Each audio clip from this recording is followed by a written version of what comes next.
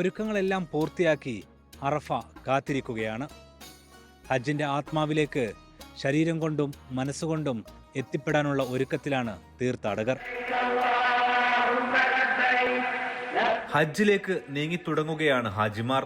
ഇനി മിനായിലാണ്, പിന്നാലെ അറഫയിലും മുസ്ദലിഫയിലും, അത് കഴിഞ്ഞ് പുതിയൊരു ജീവിതത്തിലും.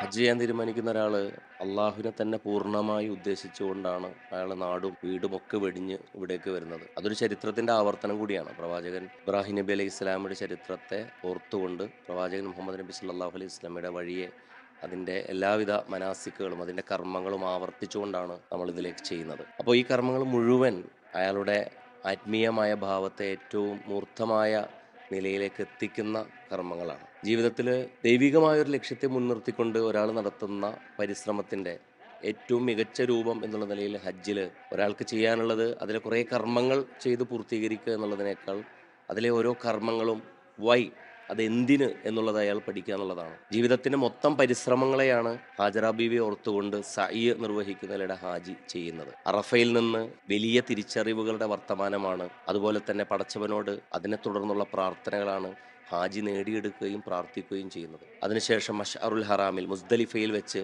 അയാൾക്ക് ബോധോദയം ഉണ്ടാകുന്നു. അതിനുശേഷം കല്ലെറിയുന്നത് സ്തൂപങ്ങളിലേക്കാണെങ്കിലും അത് വന്നു പതിക്കുന്നത് അയാളുടെ ഹൃദയങ്ങളിലേക്കും മനസ്സിലേക്കും തന്നെയാണ്. സ്വന്തം മഹന്തയാണ് അയാൾ ബലിയെറുക്കുന്നത്.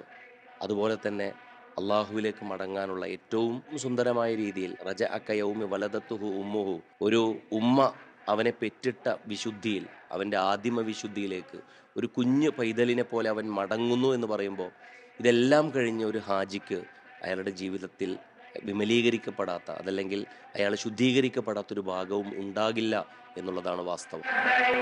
ഹജ്ജിന്റെ തിടുക്കത്തിലാണ് ഹാജിമാരെല്ലാം. സൗദിക്കകത്തുള്ളവരും പുറത്തുള്ളവരും ഹജ്ജിലേക്ക് എത്തിക്കഴിഞ്ഞു. തനിമ ഈസ്റ്റേൺ പ്രൊവിൻസിൻ്റെ ഒപ്പം ഹജ്ജ് ചെയ്യാനുള്ള അവസരം കിട്ടി. 14 വർഷമായി ഞാൻ ഇവിടെ സൗദിയിൽ വന്നിട്ട്. അന്ന് മുതൽ ആഗ്രഹിച്ചിരുന്നതാണ്. ഞാനും വൈഫും കൂടി ആണ് ഇൻഷാല്ലാ പോകുന്നത്. പ്രാർത്ഥന എല്ലാവർക്കും ഞങ്ങൾ ഒരുപാട് ആൾക്കാർ പ്രാർത്ഥിക്കാൻ വേണ്ടി പറഞ്ഞിട്ടുണ്ട്. ഇൻഷാല്ലാ അള്ളാഹു സുബ്ഹാനഹു വ തആല ഞങ്ങളെ ദുആത്തിന് അതിൻ്റെ പ്രത്യേകമായിട്ട് ഞങ്ങൾ അവർക്ക് എല്ലാവർക്കും ഞങ്ങൾ ദുആർക്കും. അതേമാതിരി ഞങ്ങൾ അവരുടെ അടുത്തും പറഞ്ഞു ഞങ്ങളെ ഹജ്ജ് കബൂലാവാൻ വേണ്ടിയിട്ട് നിങ്ങളും പ്രാർത്ഥിക്കും. ഇൻഷാല്ലാ ഞങ്ങൾ വളരെ നന്നായിട്ട് ഇൻഷാല്ലാ പ്രാർത്ഥിക്കും അവരെല്ലാവർക്കും. ഇനിയുള്ള ദിവസങ്ങൾ കർമ്മനിരതമാണ്. ദൈവത്തിന്റെ പ്രിയപ്പെട്ട വിളി കേട്ട് എത്തിയവർ ഒരേ വസ്ത്രത്തിൽ ഒരേ മന്ത്രത്തോടെ ഇനിയവർ നീങ്ങും. സൗദിയിൽ പോയി 18 വർഷത്തോളമായി. ആദ്യമായിട്ട് ഹജ്ജിന് പോവുകയാണ്. പോയിട്ടുണ്ട്, ഞാൻ ഹജ്ജിൻ്റെ സർവീസിനൊക്കെ സേവനത്തിനൊക്കെ പോയിട്ടുണ്ട്. ഹജ്ജ് വോളണ്ടിയറായിട്ട് 8 പ്രാവശ്യമൊക്കെ പോകാനൊക്കെ ഉള്ള ഇത് കിട്ടിയിട്ടുണ്ട്. എന്നാലും ഹജ്ജിൻ്റെ ഒരു വിളി വന്നിട്ടില്ല നമുക്കിപ്പോഴാണ്. കേരളത്തിൽ നിന്നുള്ളവർ സംസ്ഥാന ഹജ്ജ് കമ്മിറ്റിക്ക് കീഴിൽ വിവിധ ഉദ്യോഗസ്ഥരുടെ മേൽനോട്ടത്തിലാണ് ഹജ്ജിലേക്ക് നീങ്ങുന്നത്. ഹറമിൻ്റെ സന്ദേശം എന്ന് പറയുന്നത് ലോകം മുഴുവനും സമാധാനവും സുരക്ഷയുമുള്ള ഒരു അമ്നുള്ള നിർഭയത്വമുള്ള ഒരു നാടാണ്. അത്തരമൊരു ലോകത്തിന് വേണ്ടി തീർച്ചയായും ഹറമിൽ വെച്ചുകൊണ്ട് പ്രാർത്ഥനയിൽ നമ്മൾ ഉൾപ്പെടുത്തുക തന്നെ ചെയ്യും. ലോകത്തിൻ്റെ ശാന്തിയും സമാധാനവും നിലനിൽക്കാൻ വേണ്ടി. ഞാനിവിടെ സൗദിയിൽ 35 വർഷമായി. ഇപ്പോഴാണ് എനിക്ക് സൗകര്യം ലഭിച്ചത്. ആരോഗ്യപ്രയാസങ്ങൾ നേരിടുന്നവരുണ്ട്. അവർക്ക് കൂട്ടായി മലയാളി സന്നദ്ധ സംഘടനകളുമുണ്ട്.